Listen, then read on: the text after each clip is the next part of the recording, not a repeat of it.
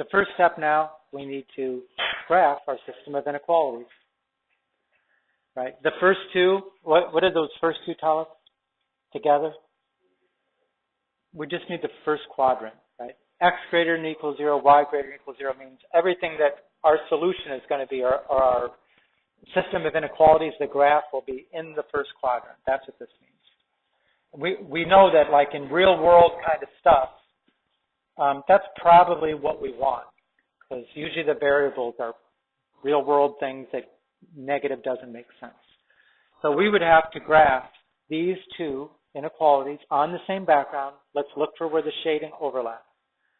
So if I substitute y equals 0, and you know, when I make these slides here, let me do it like this. Let me see if I could do this. Where's the shape? Circle. Let's do a circle. And I'll go like this. Yeah. That'll be how I cover it up.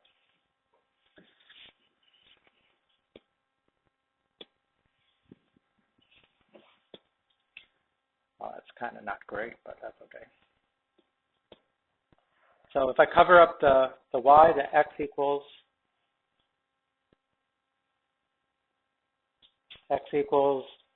4. If I cover up the x, 2y equals 4, y equals 2, right? So I don't want that.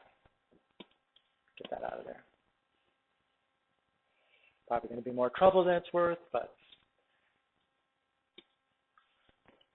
so we said x is 4, y is 2, and I can draw this line. I know it's only in the first quadrant, so I'm just going to make it go like that. All right. Would I shade it on the origin side or not the origin side?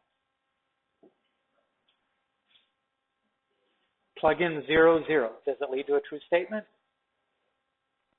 Is 0 less than or equal to 4?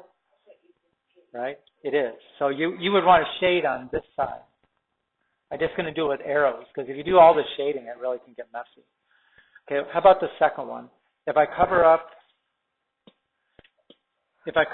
the y, x equals 1. If I cover up the x, then y equals -1, right? So x equals 1 would give it here.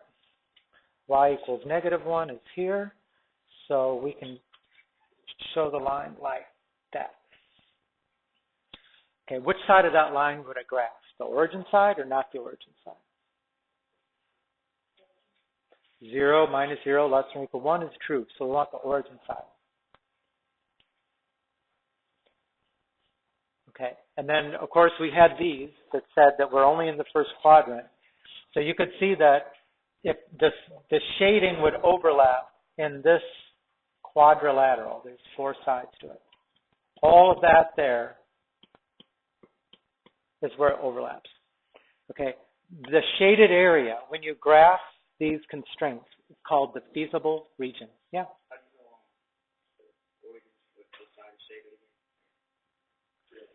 You test a point, right? So, for example, on this line, which is the first one, I test the point 0, 0.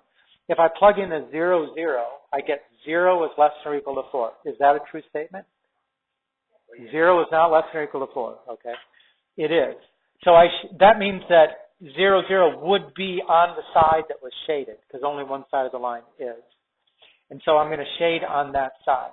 Same thing on this one, right? I know that it's going to be divided. It'll be a line, and then half of the plane is shaded. It's either going to be on this side or it's going to be on this side, because that's how inequalities work, right? So I try a point that's not on the line. 0 minus 0 is less than or equal to 1. It is, so it's definitely shaded on that side. Okay, so this area that's shaded is called the feasible region.